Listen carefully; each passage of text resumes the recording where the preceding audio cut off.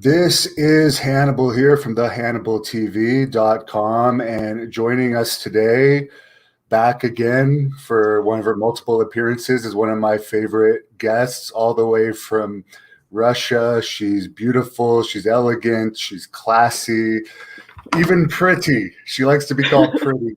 Xenia, how are you doing today?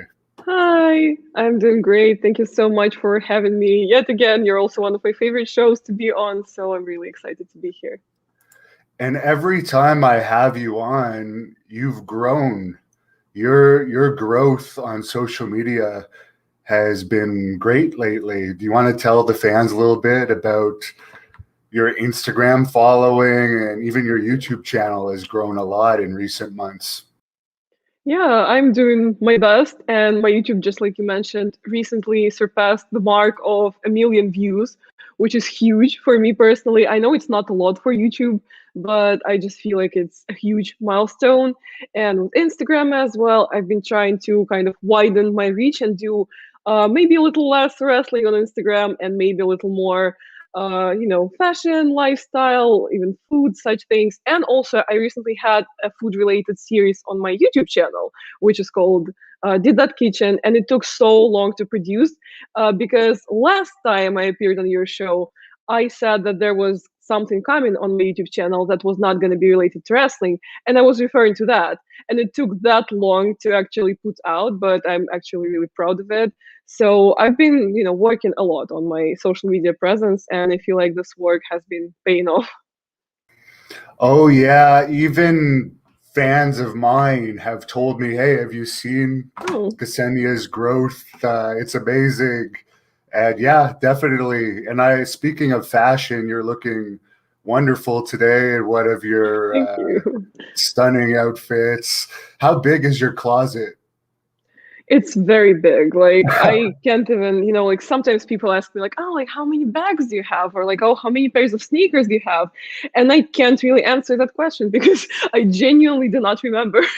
And I love how you complimented my outfit today, and I'm literally wearing like sweatpants and like wife beaters. But thank you anyway. I'm glad it looks good. Well, it actually looks like a dress from this angle. It doesn't look like a wife beater. So maybe it's the person that makes the outfit in your case. And I wanted to ask you, WrestleMania is right around the corner. Yeah. I know you're usually stopping by the WrestleManias, attending the fan fest and so forth as a collector, but now you're actually becoming more of an actual presence in wrestling as a reporter and commentator and manager sometimes. Sometimes you even getting in the ring here and there. But are you going to be at WrestleMania this year, or is the situation that's going on in the world right now going to prevent that? I actually talked about it a little bit on my YouNow stream yesterday. I'm recently on YouNow. My profile is younow.com/Xenia, that you can follow me on there if you like, live things. And I didn't actually, I wasn't that much of a live kind of person, but they contacted me and they asked me to partner up. So I'm now doing live streams sometimes, 2 times a week. And I said that I was going to try and go to WrestleMania. But in the end of the day, when I started doing my research, when it comes to accommodation and especially for the flights, it's just a little too complicated with the whole COVID situation. So I decided, maybe next time, because now with the travel restrictions, right, because of COVID, it's really hard to travel from Russia to America. It is hard to travel from Russia to America, even in the normal state of things, but right now, even more so. I need to, switch several airports and spend 3 days in transit, which is crazy. And then when I go to an event, I don't just, sit around. And as you said, I'm not I am a fan. I will always be a fan, but I am also a journalist, a reporter. And this is work, this is work and leisure. So I'm just going to be, running around for this entire week. And I feel like after 3 days of travel, that's just not something that I could handle right now. So I decided, let's maybe wait a little longer. Maybe we'll get some flights back that we used to have regularly here. Maybe, it will be easier with the whole the pods that they have for the WrestleMania stadium, that you're supposed to go in there only with family members, and the pod is the capacity of the pod is like up to 6 people, and I'm like, I'm not sure how I'm supposed to even go alone to WrestleMania. So it's just too complicated right now, unfortunately. Yeah, even for Canada and US traveling, it's highly complicated. I've been in the US now for almost 2 months because it's just too complicated to go back and forth. And there's nothing going on in Canada right now because they're much more locked down, whereas here in Texas it's fully open already. Yeah, it's so weird how in America it's so different from state to state, right? Because in Florida we have like full-blown wrestling shows running, but then in some other states there's like a very harsh, very, very harsh restrictions, and they're basically still in lockdown. Russia it's kind of eased off by now, but also we have way less cases than America does, so that kind of makes sense. Have you been vaccinated yet? How's the vaccination situation down there? I have not been vaccinated yet, and as you probably know, you guys, Russia has its whole like different vaccine that actually came earlier than the American vaccines. And my American friends were messaging me all confused and like sending me news articles like, "What do you mean people are getting vaccinated in Russia? We don't have a vaccine yet." I'm like, I know, right? It's kind of weird, but mostly people that are getting vaccinated in Russia right now, I think it's the same as in America. Elderly people, people who work in education, people who work in medical facilities, and that's only fair. So no, I have not been vaccinated yet. Now, Rise over here 305 wants to know what's your favorite company between WWE, Impact, and AEW. I seem to think it's AEW, judging by the posts that I see from you. Yeah, I don't like to pick favorites because, yes, I would admit that recently I've been picking AEW as something that I watch regularly. That is true, but also I've been watching WWE for as long as I've been a wrestling fan, and they were the company that brought me into wrestling. And I always say that it might be a good thing or a bad thing, but I don't think I'll ever stop watching WWE. So I don't really think that I have a favorite. TNA, of course, would be something that I watch more rarely, but I still try and keep up. And especially since TNA is now working with AEW, which is, by the way, huge for the industry, and everyone was so happy when they announced it, and it was like a celebration, which I really, really love for the both companies. But yeah, I like a little bit of everything. So I haven't watched much of AEW. I saw the whole exploding ring fiasco and Christian's debut that some people thought was going to be Batista or Brock Lesnar. But you want to fill the fans in because I feel bad, but I've been too busy and doing other stuff to follow it. So what's been going on in the AEW world? Yeah, with the Christian signing, it's so weird how we're getting such mixed reactions because, as you guys know, again, AEW announced prior to the pay-per-view that they were going to have 2 huge appearances, 2 new signees, and that they were Hall of Fame level. And of course, people were speculating. And of course, like the most shocking things would be sure, like Batista or something like that. But I didn't even fully believe it myself. Like people were pretty sure that it was going to be him, and I was like, I don't think so. But then they signed Christian and Ethan Page. And it's so weird how these reactions that the fans had kind of showcase the entire problem with the fan community. Because when discussing the Christian signing, people are like, oh, he's like one of the older WWE guys. Why are they signing WWE rejects? Like, he's old, stuff like that. But when they signed Ethan Page, people go like, oh, who is he? Like, I don't know him. He's not a huge star. Like, he's not Hall of Fame level. Like, who even is he to be taking up a spot? So basically what we have here right now is people being outraged whatever AEW does. And it's specifically weird since AEW has been very much doing fan service with all of their signings and with all of their like shows and new things that they have been trying. They're trying to be the good guy as opposed to WWE. They're like, oh, WWE doesn't give you this, doesn't give you that. Let us be the promotion that gives you that. So I feel like in the end of the day, they have this great balance of new signees, of new wrestlers, of new people, part of which are the faces that we know and love and people who have had tremendous, huge careers before AEW and are kind of semi-retired. Same with the Big Show, Paul White, and Christian and Sting, and there's nothing wrong with that. And then they are signing a ton of new people who are like fresh straight from the indies, like Layla Hirsch, and it's also great. Like, why not? We also need those wrestlers to have an opportunity to have access to a bigger platform. So I really have nothing to complain about here. Yes, I like to hear your perspective, because a lot of the fans that watch this channel, even though AEW won a poll that I did as the most liked channel by the people that view my channel, a lot of people don't necessarily like their product. And have you been following WWE much lately? I know they recently banned thigh slapping, and that's been pretty much big news. I mean, yeah, I have, but I wouldn't say that I'm watching like every single weekly shows, but I do try and, if I don't watch Raw, at least I'll read like a recap.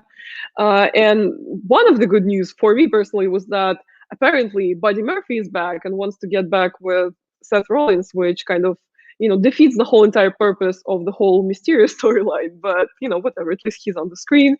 And yeah, the thing about the thigh slapping, or like what is that about? It's so weird, especially considering that we're having shows without fans, especially on the main brands, and any kind of noise is more than appreciated and needed right now. And that's part of the reason why when they first started doing like no crowd shows, I particularly enjoyed women's matches, and in particular Asuka's matches, because I feel like she was one of those people who knew how to work an empty stadium. And during her matches, she was doing great with, feeling the void of the crowd being absent. And I feel like any kind of noise right now is, precious. So why ban that? I'm just baffled as anyone else. Are you surprised that WWE is going to continue on with the Thunderdome concept? From what I understand, even though AEW is having between 600 and 1,000 fans at events, and there are states that are allowing fans, and the Thunderdome has kind of run its course, but it looks like they're going to keep going ahead with it for a while. I am not surprised, to be completely honest. And I am not surprised for two main reasons. That's two.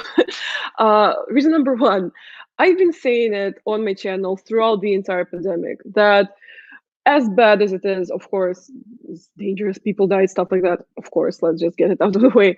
But with the pandemic, some promotions were forced to get more and more creative. And the Thunderdome is one of the, fruits of that situation. And it does allow a lot of wiggle room for storylines and for special effects. And also it does allow fans from all around the world to join. And I have been in Thunderdome once, not my cup of tea, but I tried it once for the channel. And it's a great thing to keep running. Like, why not? And it's something that WWE discovered thanks to the pandemic and to the lockdowns, but there is no reason that they should abandon it once they can admit fans. And second reason for that would be that WWE is really walking on eggshells right now, really, because something that WWE does in regards to the safety of their talent and of their fans during the pandemic will be criticized twice as much as if it was AEW doing that, or TNA doing that, or whoever else doing that. Because WWE, I'm thinking about AEW so much, because WWE has already experienced several outbreaks, and they have experienced several minor scandals with some of their talent walking around and partying, like not wearing masks and talking about how they're anti-vaxxers or something like that. And now WWE is in such a precarious position that anything they do will get criticized. And I'm already seeing so much backlash when it comes to WrestleMania and them doing, as rumored, 75% capacity. And they actually postponed the ticket sale date, which to me, again, it's crazy that we're a month away from WrestleMania and you still can't buy tickets. And some people speculate that the reason why they postponed the date is because there was a UFC show with full capacity, with a full capacity crowd. And now supposedly WWE wants to figure out a way to make WrestleMania full capacity as well. So maybe that's the reason that they postponed it. So I feel like the Thunderdome is a good thing to keep, at least for now, and it's an innovative thing. So why not? Well, you did do a video on your experience about it, but maybe you could give us the short form of how it was to be part of the Thunderdome. And did you actually appear on TV, or did they keep you up? I did. Yeah? That's pretty cool. Yeah, I appeared on TV, even though I stayed in the Thunderdome for like maybe 15 minutes, which is a super short time. And I'm not sure why they, kicked me out. Maybe that was because I had like some Wi-Fi issues or something like that. But I've heard like stories from people who stayed on there for like an hour, 2 hours. So anything is possible. But actually, to be completely honest with you, first of all, okay, it was cool. Like, it was great. It was cool to be a part of the experience, even though we're in a pandemic and there's no crowd. It was cool to be able to sit, in my case, in Spain and be in the Thunderdome at a WWE show and see myself like on TV in the crowd. That was also really cool. But it's really not my cup of tea, as I said. Because of the time difference, because I had to like get up in the middle of the night and I wasn't able to just watch wrestling comfortably like in my pajamas. I had to at least, get dressed up and look half decent because I'm going to be on TV, even though I'm going to be like this big. And also, it didn't go as smoothly as I'd expected it to go, because when I clicked the link, it didn't work. And if I was a different kind of person, and if I was not determined to make it work for the channel, because like I was like, come on, I put on my makeup at like 4 a.m. I need to do everything and anything to get on there, at least so that I can say that I did everything I could. And it took like 20 clicks and like page reloads for me to actually be let in. And also I hear that they have like very strict rules as to what you can and cannot do. And part of those rules are not even like written anywhere and are not even like official, but people have reported being kicked out of the Thunderdome for eating, drinking, for like changing like their position, like not sitting upright and stuff like that. So to me, that's just a bit, too high of a risk for too low of a reward, but to each their own, I guess. Someone's asking on here, is wrestling's popularity growing in Russia? What's the status of it? Here in the United States, I would say it's actually growing. I would say MMA is becoming less popular and wrestling's kind of becoming a bit more popular. That's great to hear, by the way, because I hear from my American friends a lot that like wrestling is not as popular in America as it was, and I can't really, assess for myself because I don't live in America. Like I did not see the rise of wrestling because I'm pretty young, and to me, like compared to Russia, to me it feels like in America wrestling is like tremendously huge.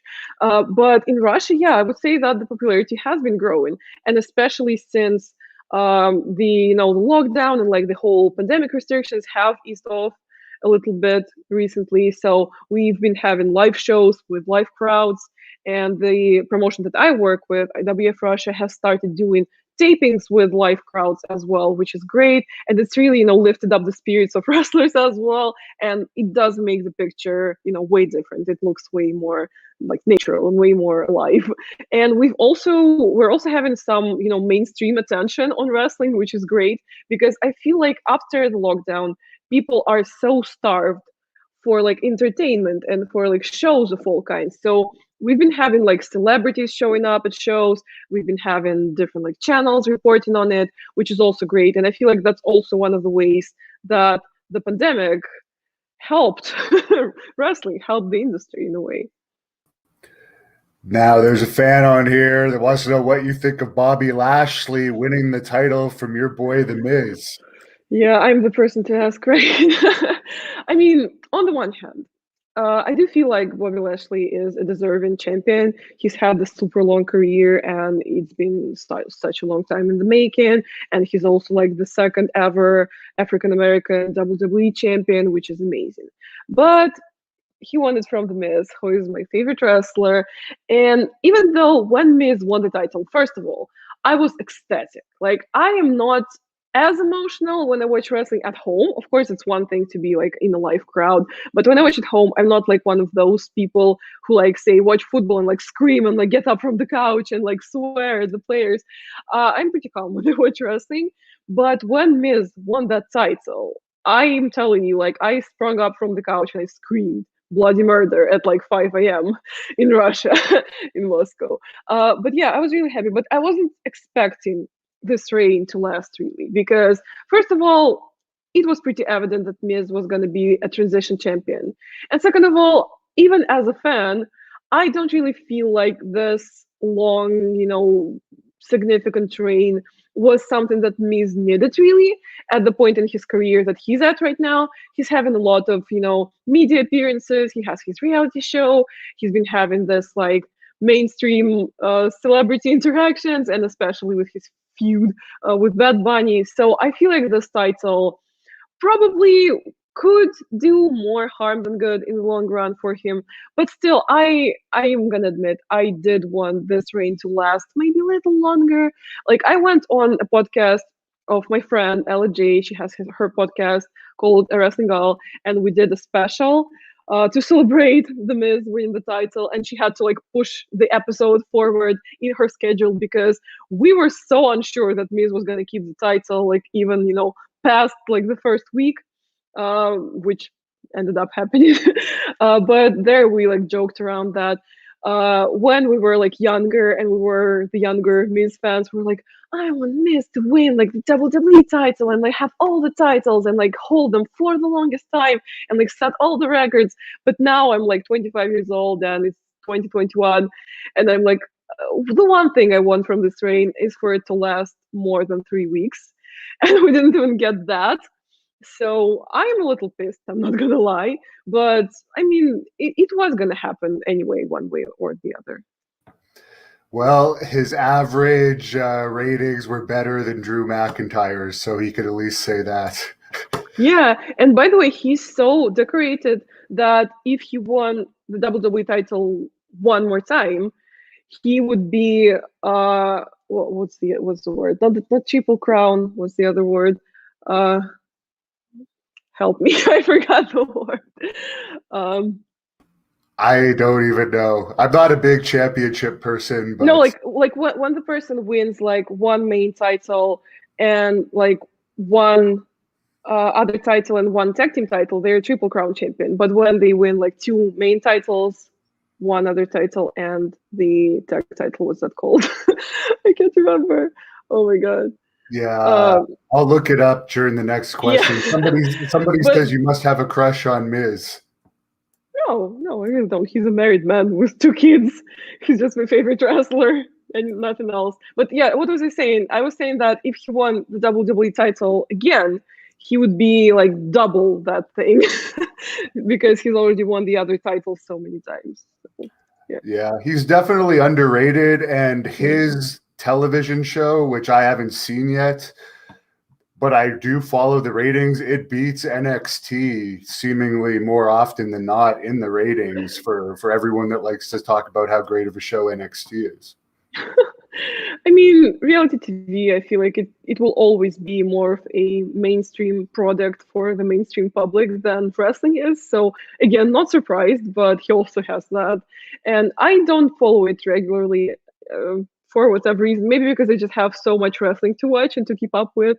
But I've seen several episodes and it's fun. I mean, it's pretty fun. So that's great for him. And for any fans that don't know, she has actually interviewed The Miz.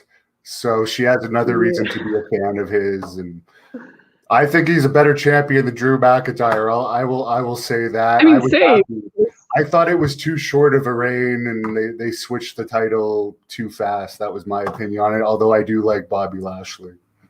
Like, I hate to be, one of those people because everyone wanted McIntyre to get a push and everyone wanted McIntyre to get the title. And like, I hate it when that happens, when everyone's behind the wrestler. And the second that they get their push, everyone's suddenly bored and everyone's suddenly like, I don't like this anymore. So I don't want to be that person. But I feel like throughout his reign, he somehow has become a bit too much of, this very like likable, nice baby face for my liking. So I wouldn't say that I enjoyed his reign that much.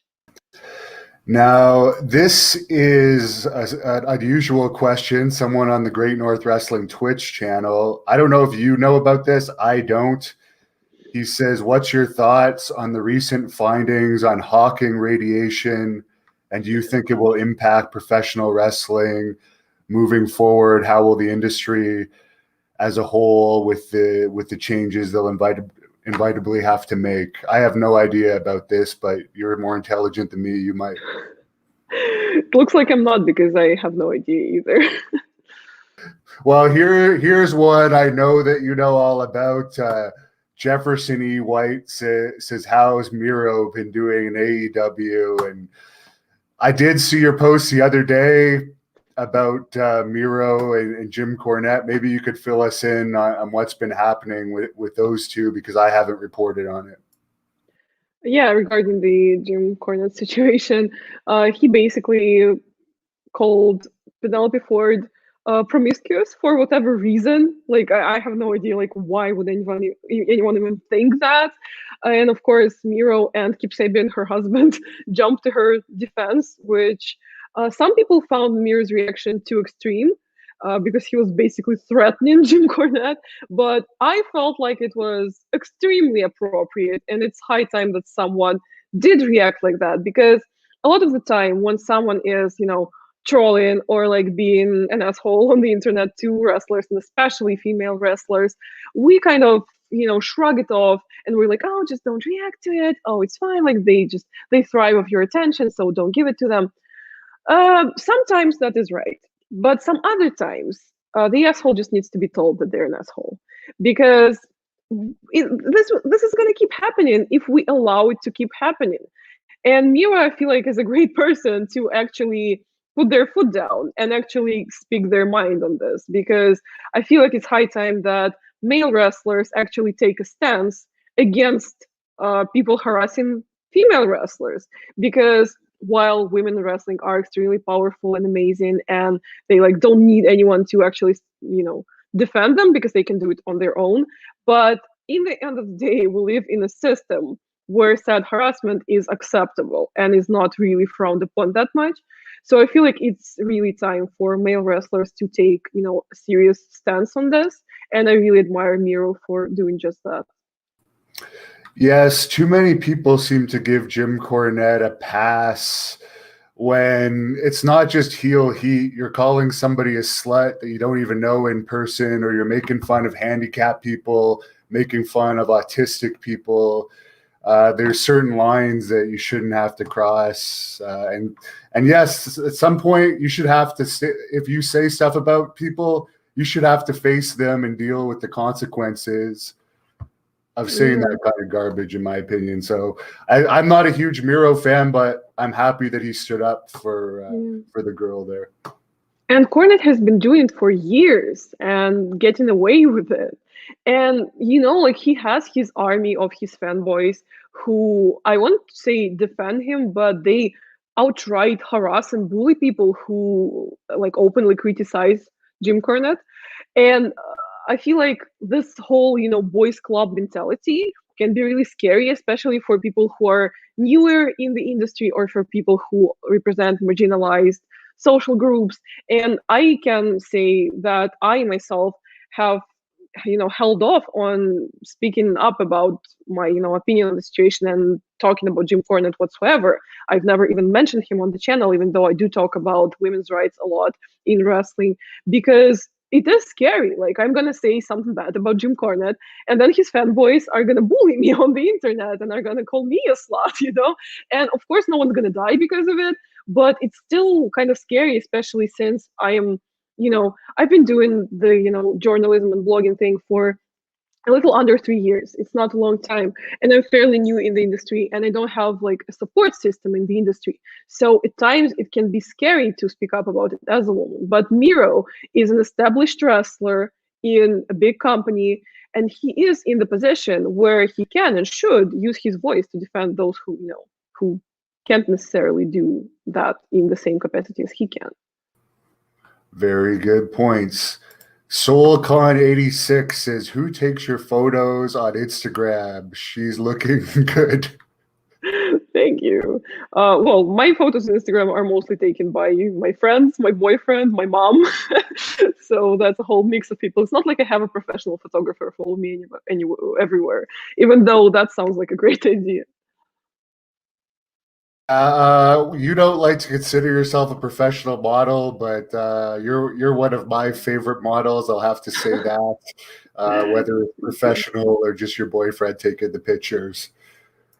Jay-Z wants to know, what would be your finisher? I know you've done some wrestling.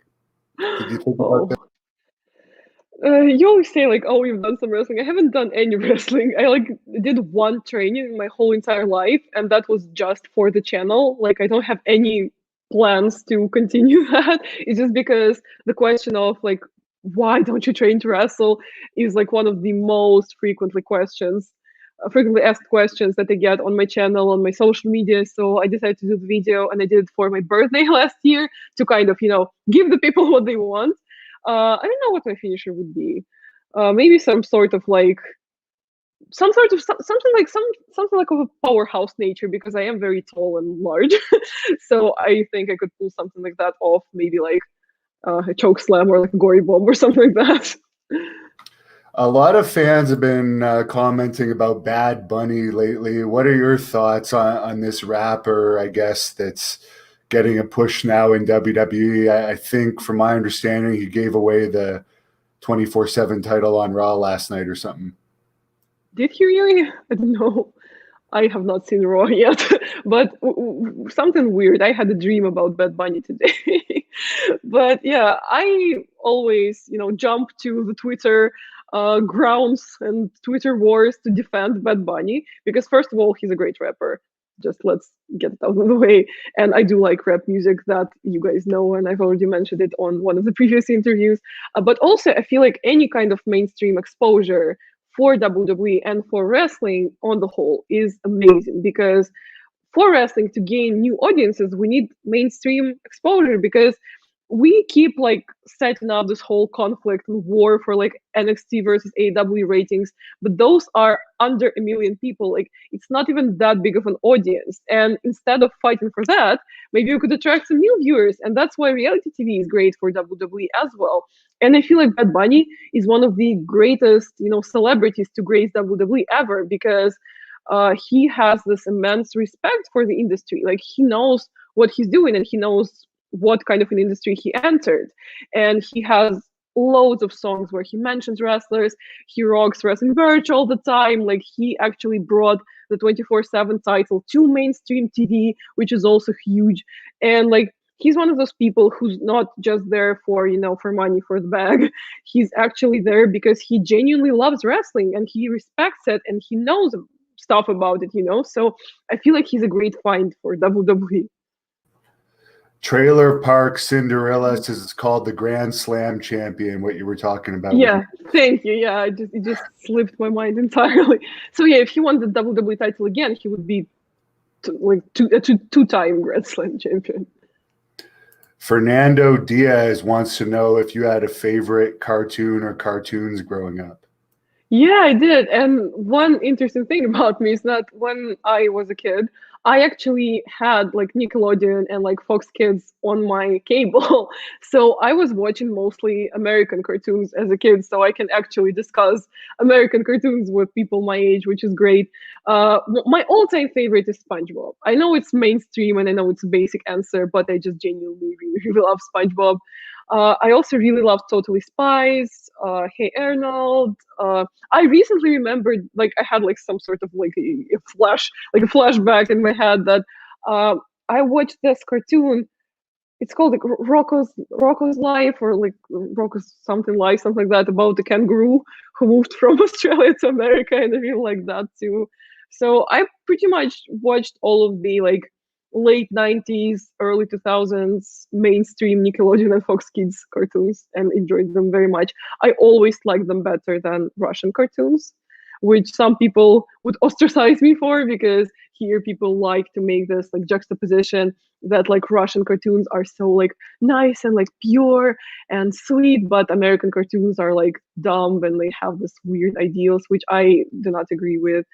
I feel like maybe part of the reason that Russian cartoons kind of averted me, even as a kid, is that they are very like patriarchal and very like traditional, and I never really related to that. So yeah, I watched all the the Nickelodeon classics mostly. Very interesting, and we caught a glimpse of your nails there. Could we get another look at them? Yeah, and it's fun that maybe for the first time my Instagram followers actually chose the design, and I've been thinking of doing like one of those videos like YouTubers do, that like I make my Instagram followers like choose what I do like throughout the day. So I think that could be fun too. There you go. Where can they follow you on Instagram? It's Xena, or Xenia did that. Yeah, it's at I'll Xenia let you did that. spell it for them. Just like every other social media that they have, it's at Xenia did that on YouTube, Instagram, Twitter, everywhere. And I would highly suggest everyone follow that, especially her Instagram. If you're an admirer of beauty like I am, she's got some great pictures. Eddie Costa wants to know your favorite flavor of ice cream. Oh, I love this question. First of all, I love ice cream, but I think my favorite is like one of those like controversial ones. Maybe I would say my favorite is mint chocolate chip, and I know some people hate it and some people love it, but I genuinely really love it. Maybe something else would be like out of the classic trio, I also enjoy like a good chocolate ice cream, but it's not that often that you find really good chocolate ice cream. But when it does happen, it's delightful. Somebody is actually putting you over your favorite Lana on here. Yeah, I always say that I'm not, all about like comparing women, because like you can compliment me without putting her down. And I am a fan of hers. Yeah, I really love Lana, and I feel like in a sense she's like paving the way. So definitely she's like she's like on my side. We're not playing against each other. Have you seen the interview that came out a couple months ago where she was crying and going into a bit of a breakdown? I only saw like the clips of her crying. What was that all about? Yeah, it was a documentary that they released on the WWE network that I ran to watch like the exact same day that they released it, and it was a really great watch. And well, most of the WWE network documentaries are very well done, and they are great to watch, and they're very professionally shot. But taking a glimpse into Lana's life especially was really interesting for me, because just like I mentioned earlier about Cornette, right? She got like so much hate and like negative reactions on the internet because of her gimmick and because of the role that she had to play in WWE with the whole Bobby Lashley storyline.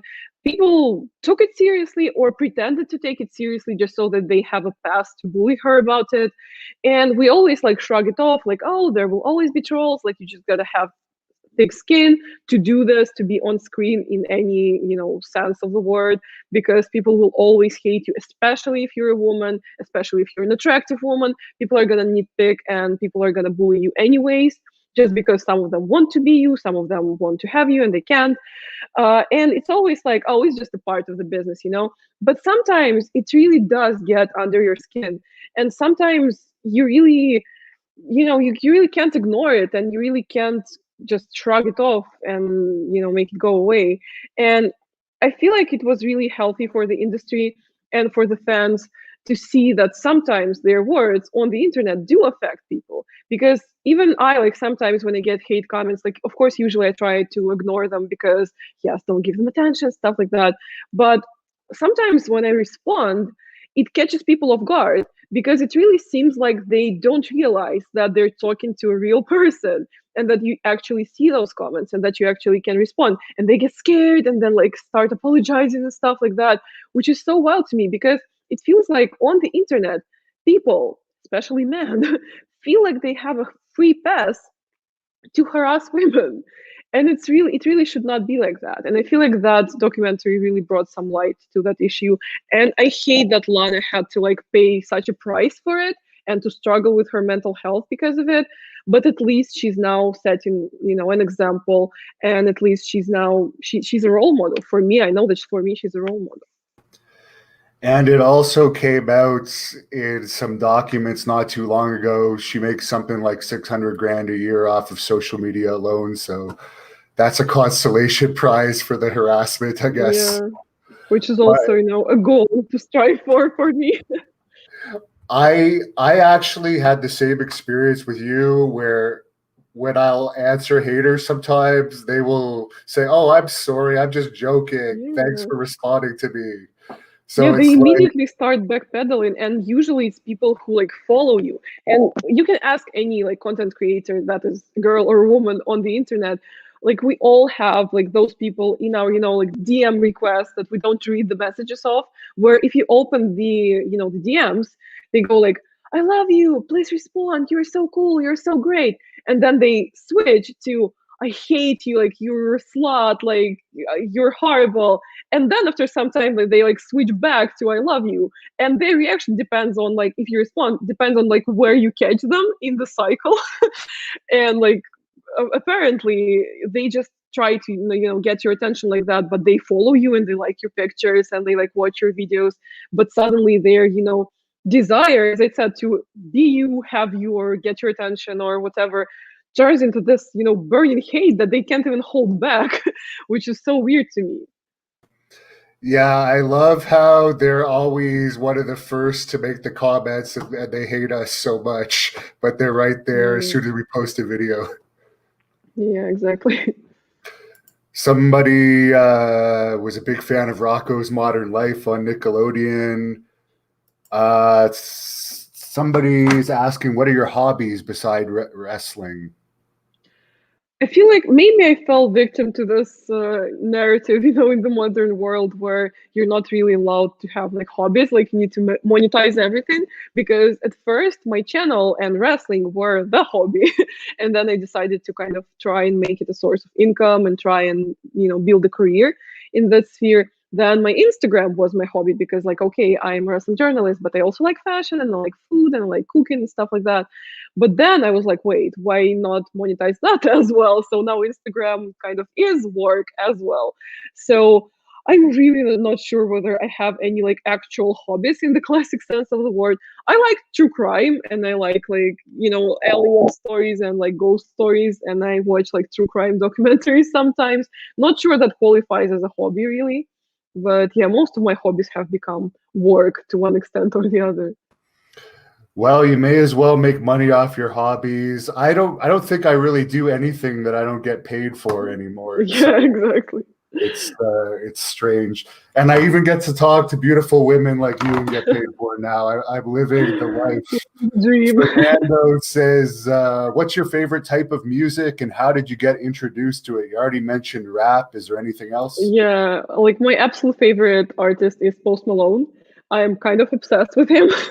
I even flew to another country pre-COVID to catch a show of his, and like I mostly enjoy like this kind of music, like new school rap, like maybe some trap here and there. Like as I said, Post Malone. I also love Doja Cat, Nicki Minaj, stuff like that. And I know I already talked about it on the previous interview on this here channel, and I know Hannibal was kind of surprised that I'm into this kind of music, but my music taste really did change at a certain point in my life, because when I was a teen, I mostly preferred like rock, like some even like some metal stuff, like core things, like deathcore, metalcore, whatever core. And then like at about maybe 21 or like 22 or 23 years old, it kind of snapped. Something happened and I got into rap all of a sudden. Yeah, I would like to see you dressed as a goth sometime. You should do that. You used to I did that quite recently. Like, I think about 2 or 3 years ago, like I kind of went there and decided to dye my hair a crazy color for the summer. And I had like this neon yellow hair, which was so fun. I loved it so much. It was too high maintenance to keep it for, a prolonged period of time, but it was really cool. It looked really, really I guess you could say maybe even gothy sometimes. And for some reason, I started like getting this vibe back because I did dress like very much, in this like dark-ish fashion when I was a teen. And for some reason, I started like getting flashbacks, and I like put black lipstick on a lot and like gray lipstick and like wore, all black, like studded and stuff like that. So that happened quite recently, and I still, do that sometimes because I feel like if you were like a gothy slash scene slash emo kid in your teens, it never really goes away. Like it's always somewhat present in your persona, in the way that you dress and stuff like that. So I feel like I still don't consider myself, a basic girl. I still feel like the scene queen is still somewhere deep inside me. Jay-Z wants to know if you have a Cameo. I know you've done some videos about how it works to get WWE superstars Cameo. Are you going to open one if you haven't already? I have considered it. I don't have one just yet. I also did a poll on my Twitter where I asked my followers, like, should I get a Cameo? And when I do like anonymous polls where people should follow, like, and should like follow their heart and should vote, like, honestly, without being afraid to offending me or stuff like that, I always make like the options somewhat, mildly offensive, just so that people can have a go at me. And they're the options where like, oh guys, should I get a Cameo? And the first option was yes, totally, and the other option was like no, get away, like you're not famous enough for a Cameo. And a surprisingly large amount of people voted for that. I was mildly offended, and I decided to hold off with that for now. But if you guys think that I should make a Cameo, you can, comment below and let me know. Maybe I will get one. Yes, comment below that she should get a Cameo. I think she should, because you got to start somewhere, and you're definitely on your way up. I've been following your growth, and it's not going to go down anytime soon. You're only beginning. Rise over here 305 wants to know if you have a favorite video game series. No, I'm not a video game kind of person. I have a friend who is actually a streamer, like her whole career pretty much is streaming video games. Her nickname on Twitch, I think, is Oh Dirty Diana. And I have so many friends who are so into video games, but I, for some reason, am not. And like, I play like once a year. I can play like some Tekken at her birthday party or something like that. And like the one game that I tried to learn and play again for some reason was Team Fortress, which was fun, but then the whole, picture and the setup, I for some reason started finding like anxiety inducing and I had to give up on it. So I have a really weird relationship with video games. I just tend to avoid them as much as possible. Well, I think you would get along well with me for that, because I feel the same way. There's a lot of wrestling fan gamers out there, and I'm sorry, but I just can't get into them anymore. Yeah, and I feel like now everyone plays video games, especially in wrestling, as you said, and I'm just like so uneducated on that. Sorry. Well, it's better to educate your mind like you're doing, because a lot of people are commenting on here. You've got a good head on your shoulder and you're going places. You don't like to be compared to Lana, but James Earl Cash wants to know who would win in an arm wrestling match. Well, since I am not a wrestler and she is a wrestler and she has been a sportswoman her entire life, she would destroy me. She would, smear me in a thin layer across the whole entire ring. So probably that would happen. Here's a funny question. When are you going to write a Bible in your image so we can worship you properly? You guys, seek help. Like, this is not okay. Now, can you tell us some more about your cooking? I love food, and I've seen a lot of your dining, and I'm very jealous at some of this fine dining you have and some of this sushi top quality that you've eaten. But could you tell us a little bit about your cooking videos and what are some of the stuff that's in them, and what do you like to cook? Yeah, so this series called Did That Kitchen is now releasing on my channel, and the third and final episode for the season is releasing this Wednesday at noon Eastern Standard Time. It's a premiere, so you can hop on the premiere chat and talk to me. I'll be hanging out in the chat, and you can watch it with all the rest, with all the friends. And the idea of the series that for now has 3 episodes. If you guys like it and if it performs well, I will most definitely make season 2. But the whole idea is basically wrestling snacks, like easy snacks that I usually cook for wrestling, for like movie nights, like with friends or with loved ones. And they're easy to make. They don't take that much of your time. They are delicious and they're shareable. They're like easy to, share with someone. And I feel like this is really like a fun idea and a fun way to tie my cooking obsession to wrestling. And those are some of the all-time greats. So, and they also include a vegan recipe, a vegetarian recipe, a low-calorie recipe. So that's something to fit everyone's taste, because I also have quite some vegan friends and family members. So I did not want to exclude them. So those are the recipes that I pretty much picked based on my own experiences. It's something that I make often. It's something that I find delicious. It's something that my friends and my family members like. So I think you guys might like it too. Now, you're a world traveler, of course. It's hard to answer a question like this, but is there a country in particular where you like their food? Oh, that's an interesting question. Like, I think I have like 2 top picks, and number 1 would be China. And I've been to China quite several times, because I used to work for a company that mostly operated in China. And Chinese food is amazing, like the authentic kind, like the one that is the real, the traditional. And I mostly like, they have like pretty much their whole cuisine split into like 2 types. One is like the northern type, and the other is like the southern type, I think. And one is spicy, and the other is sweet. I like the sweet kind, even though I do like spicy food. But they have so many like meats and like the noodles and like the salads. Everything is just so unusual and incredible. And my second top pick would be America. Like, I'm one of those weird people who actually love this, like, I don't know if you can say traditional, but like classic American cuisine. Like, I love burgers, I love fried chicken, I love chicken and waffles, like shrimp and grits, stuff like that. More to like the southern side of America, I guess you could say. But yeah, it's hard to pick, but those 2 must be my ultimate favorites. And how have your workouts been lately? Are you still not working out that much and just magically keeping this physique of yours, or are you stepping it up at all lately? I mean, with COVID, we, like all of the people, are moving way less than we used to. So like I am doing something. Like I am dieting on and off. Like I am working out. I even bought like some new like workout gear, and I bought like this belt that's supposed to like trim down your waist. Not sure if it like works, but at least it's making me sweat more, which is great. Not sure if you guys want to know that.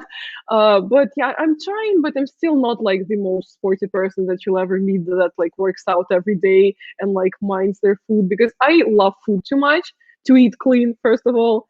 And like I don't have this, discipline of a sporty person. So I've been trying, I've been struggling, I guess you could say. Well, you're looking better than ever, in my opinion. Jay-Z wants to know, what was the first job you ever had? Oh, actually, like my first job was pretty late in my years. Like I was not even 18. I was already in the university. And I think I've already told the story several times on different platforms. I actually worked for a news channel in Russia for some time, which was a really fun experience. It's not something that I look back on fondly, I would not say so, but it was just something that helped me get accustomed with TV, with press work, with how that the process works really in a big company. So that was a great experience, a great learning experience. So I know that this is like an unusual first job to have. If I go further, I would say that kind of a job was helping my mom, who is an artist, when she just first started. arrange like exhibitions and like talk to galleries and stuff like that. But it wasn't like an official job, so I'm not sure whether that counts. Yeah, your mother is quite a talented artist, and she has a very unique style as well. I can see you got some of your fashion sense from her. Yeah, by the way, she's a designer. She's a fashion designer, and she's a jewelry designer, and she's a photographer. She also has her own Instagram, which is ekart.gallery. And she's definitely the person that I get my style and my, love for everything beautiful from. 6LX Stevie wants to know what food is the most popular in Russia, like in America, maybe it's burgers. I mean, popular is one thing, traditional is another thing, because like the foods that are traditional to Russia are mostly like soups, like porridge, like, pancakes and Russian kind of pancakes, blini. We're actually in Maslenitsa week right now, which is like this old, like old Druze holiday that people celebrated to kind of welcome spring and kind of, get winter away from us. We actually like, well, not we, but like people burn those like huge dolls that represent winter so that winter goes away. And the tradition is to eat pancakes throughout the entire week. And on my Instagram, I also posted my pancakes a couple of days ago. So that's one of the traditional things. But as to when it comes to like popular foods, I'm not sure. I think McDonald's has taken over the world to the extent where burgers are the most popular food all over the world, not just in America. So I would say Russian people eat just the very same fast food as Americans do. Very interesting.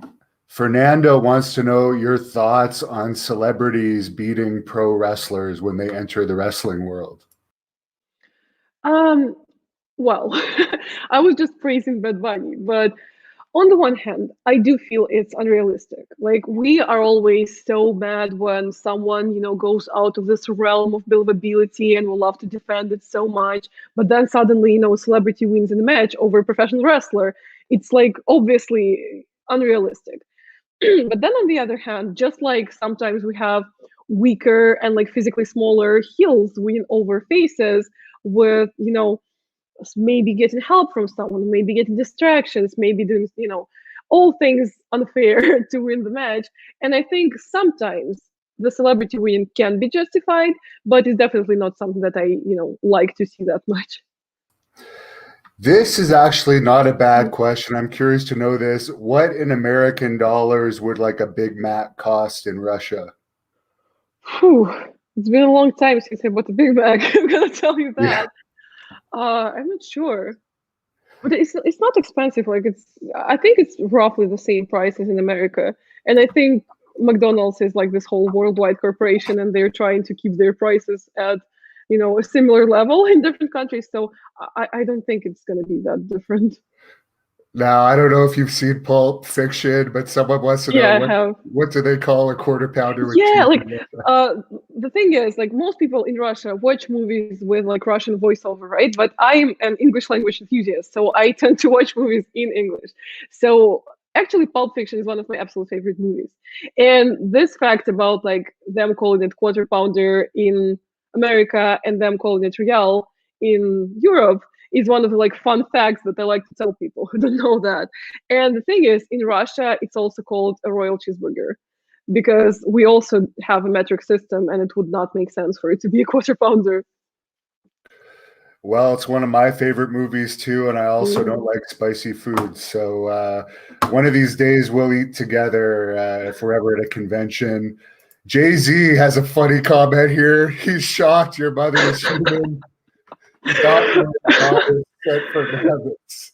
I mean, don't be shocked because I feel like my mother looks way more like a goddess than I do. So that kind of makes sense. Appreciate having you on. We're almost out of time here anyways. Is there anything you want to plug here as we wrap it up? Of course, Xenia did that. I suggest everyone follow her on all social media, including her YouTube channel, which I am also a subscriber of. Yeah, my nickname is at Xenia on every single platform, and you should follow me on Twitter and Instagram because I do giveaways quite a lot. And my YouTube channel is youtube.com/Xenia. And as I said, the new episode of Did That Kitchen is premiering this Wednesday at noon Eastern Standard Time with the live chat, and I'll be hanging out there so you can talk to me. And yeah, catch that soon. And also other exciting projects. And I'm working on a very exciting project that I cannot share a lot of detail on right now, but it's going to involve wrestling and it's going to involve women's rights and celebrity guests. So I'm really excited for you guys to see it. So subscribe and stay tuned. I'm going to be staying tuned for sure. Congratulations on 1 million views on YouTube. That's a big milestone.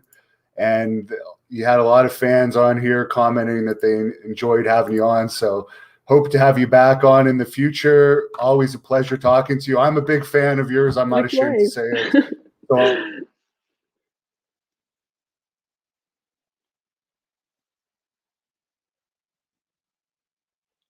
So yeah, thank you so much for having me. It's always great to be here. And I hope I'll see you guys again on this channel and on my channel. Thank you for watching the Hannibal TV. Please like this video.